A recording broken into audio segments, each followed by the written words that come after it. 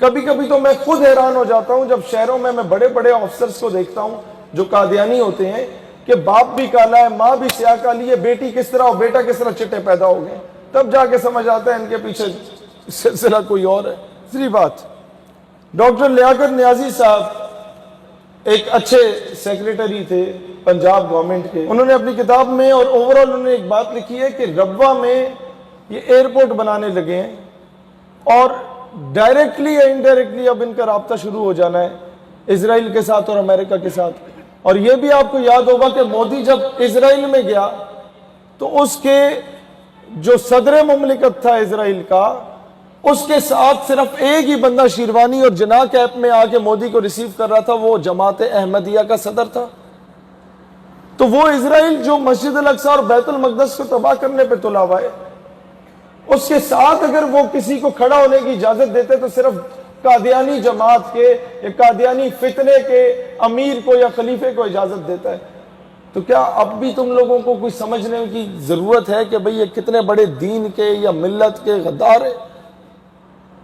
اور پھر کسی دن یہ بھی بتاؤں گا کہ یہ کشمیر ہمارا حصہ کیوں نہیں ہے، یہ گرداسپور اور یہ کرتارپور کی راہداری کا جو ڈرامہ ہے، اس کے پیچھے یہ علاقہ پاکستان کو ملا کیوں نہیں تھا؟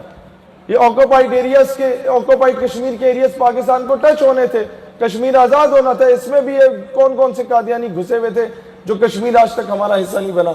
بنگلہ دیش کو الگ کرنے میں کون کون سا بیوروکریٹ تھا؟ ایم احمد تھا وہ بیوروکریٹ جو انوالو تھا بنگلہ دیش کو الگ کرنے میں، پاکستان کو 2 لخت کرنے میں۔ تم کیا کیا چیزیں تمہاری سامنے رکھوں میں؟ اچھا جی،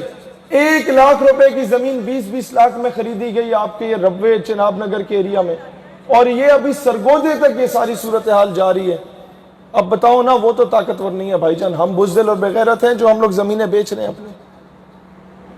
فلسطین میں بھی یہی ہوا، عرب ریاستوں کے بڑے بڑے شیخوں کو خریدا گیا عورت اور شراب پہ، قادیانی نے بھی یہی کام کرنا شروع کر دیا۔ اسرائیل کی فورن منسٹر کہتی ہے میں کسی بھی عرب شیخ کے آگے لیٹنے کو تیار ہوں اپنی ریاست کے لیے،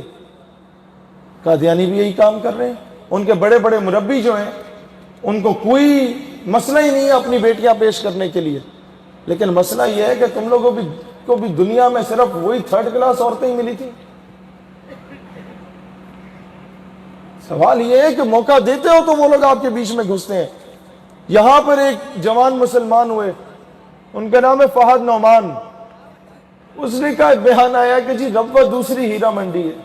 اور اس نے یہاں پر آ کے گواہی دی تھی آپ کے ہی جلسوں میں کہ کئی مربی ایسے ہیں جو اپنی ہی ماں بہن کے ساتھ منہ کالا کر رہے ہوتے ہیں۔ دوستان ذی وقار، یہ چیزیں آج کے نوجوانوں کو بتاؤ جو ان کے لیے ایک سافٹ کارنر رکھنا شروع ہو گئے ہیں۔ جیا روان جن کے والد یہاں پر آفیسر تھے آپ کے ربوہ میں، اس نے کس طرح اس نے لکھا، اس نے پوری بک لکھی احمقوں کی جنت، اور پورا ایک میکنزم آپ کے سامنے رکھا گیا کہ جناب کس طریقے سے عورتوں کو سپلائی کیا جاتا ہے، کس طریقے سے وہ خوبصورت عورت کے ساتھ شادی کرا کے آپ کو امریکہ کا ویزا ملتا ہے۔ شفیق مرزا سابق قادیانی شہر صدوم اپنی کتاب لکھتا ہے کہ پورے زناکاروں کی بستی ہے یہ، اور مرزا بشیر الدین جو دوسرا خلیفہ تھا مرزا قادیانی کا، اس نے اپنی ہی بیٹی کے ساتھ یہ غلط کاریاں کی۔ میں تو یہ بھی مطالبہ کرتا ہوں کہ مرزا قادیانی کی پوتی کو انصاف ملنا چاہیے بیچاری۔ مطلب یہ ایسے گھٹیا قسم کے لوگ ہیں کہ انہوں نے اپنی بیٹیوں کو نہیں بخشا۔ اور پھر مفتی ابو لبابہ صاحب لکھتے ہیں اپنی بک دجال میں، اور اسے اوریہ صاحب نے بھی اپنے آرٹیکل میں لکھا کہ قادیانی عورتیں کس طریقے سے اینٹی پاکستان نیریٹو کو پروموٹ کرتے ہوئے ایڈز کو پھیلا رہی ہیں۔